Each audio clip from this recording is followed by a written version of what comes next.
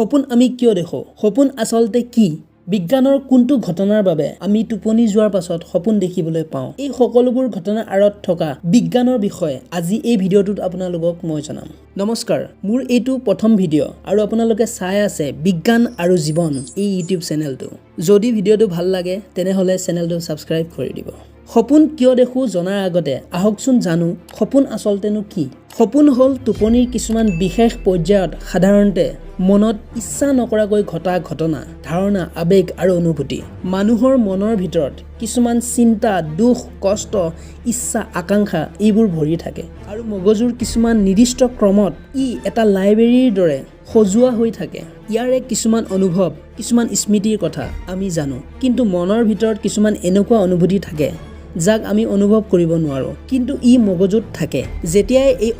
অনুভূতিবোৰৰ দ্বাৰা অকল আমাৰ মগজুৱে নিজেই অনুভূতিবোৰ উলট পালটকৈ চালিত কৰি দিয়ে তেতিয়াই xopun দেখিবলৈ পাওঁ সৰল ভাষাত ক'বলৈ গ'লে xopun হ'ল আমাৰ মগজুত থকা কিছুমান স্মৃতি অনুভূতি অনুভৱ যাক আমি নজনাকৈ মগজুৱে নিজেই আকৌ বিচাৰি চায় তেতিয়া আমাৰ মগজুৰ ভিতৰত এইবোৰ চলি থাকে তেতিয়া ইয়াক আমি xopun বুলি কওঁ এই xopun-ৰ পৰিঘটনা সৃষ্টি হোৱাৰ সময়ত বৈজ্ঞানিকে প্ৰমাণ কৰিছে যে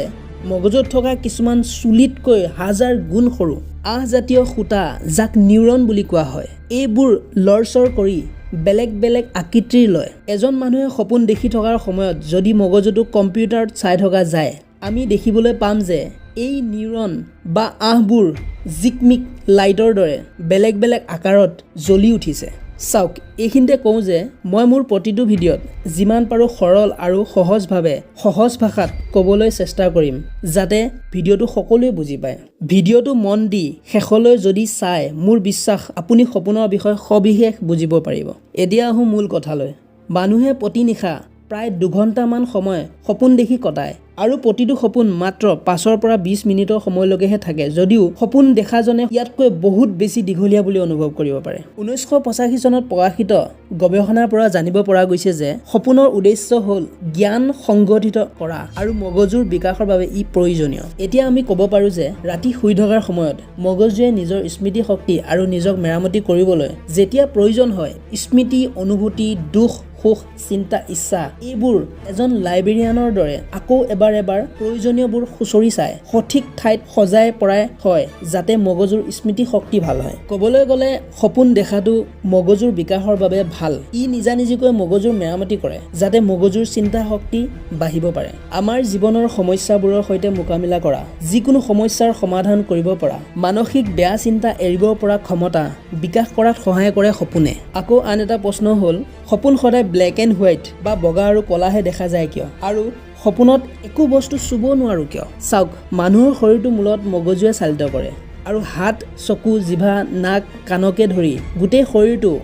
অনুভূতি কৰাৰ অংগহে মাথো বস্তু এটা চুবলৈ হাত শুনিবলৈ কাণ আৰু জুতি চাবলৈ জিভা ইত্যাদি অংগ ব্যৱহাৰ হয় প্ৰথমতে মগজুৱে নিৰ্দেশ দিয়ে বস্তুটো চুবলৈ চুই চোৱাৰ পাছত গৰম নে ঠাণ্ডা পাতল নে ডাঠ ইত্যাদি অনুভৱ হাতৰ দ্বাৰা মগজু পায়গৈ আৰু মগজুৱে বিচাৰ কৰে আচলতে অনুভৱটো কেনেকুৱা গৰম নে ঠাণ্ডা তেতিয়া মগজুৱে স্মৃতিৰ ভঁৰালত মগজুৱে অনুভূতিৰ ভঁৰালত বিচাৰি চায় এনেকুৱা অনুভূতি আগতে কি বুলি সাঁচি থোৱা হৈছে যিটো অনুভূতিৰ লগত মিল খায় তেনে অনুভূতি বুলি অনুভৱ কৰে অৰ্থাৎ কোনো এটা বস্তু অনুভৱ কেনেকুৱা সেইটো জানিবলৈ মগজুৱে বিশ্লেষণ কৰিব লাগে আগৰ অনুভৱ যদি আগৰে পৰা তেনেকুৱা কোনো অনুভূতি মগজুত নাথাকে তেতিয়া এটা নতুন অনুভূতি বুলি নতুনকৈ ইয়াকো সাঁচি ৰাখে ঠিক তেনেদৰে বস্তু এটা ৰং বুলি কোনো কথা নাথাকে কেৱল বস্তুটোৰ সূৰ্যৰ 7টা ৰং আৰু ৰংবোৰৰ মিহলি হৈ সৃষ্টি হোৱা নতুন ৰঙৰ তৰংগ আমাৰ চকুলৈ প্ৰতিফলিত হয় আৰু এই প্ৰতিফলিত হোৱাৰ পাছত আমি বস্তু এটাৰ ৰং দেখা পাওঁ যি তৰংগ আহি আমাৰ চকুত সোমায় সেই তৰংগকে আমি এটা ৰঙৰ নাম দিওঁ ৰঙৰ বিষয়ে এই ভিডিঅ'টোত বহলকৈ নকওঁ কেতিয়াবা বেলেগ এটা ভিডিঅ'ত ৰঙৰ বিষয়ে বহলকৈ আলোচনা কৰিম গতিকে মূল কথা হ'ল আমাৰ শৰীৰ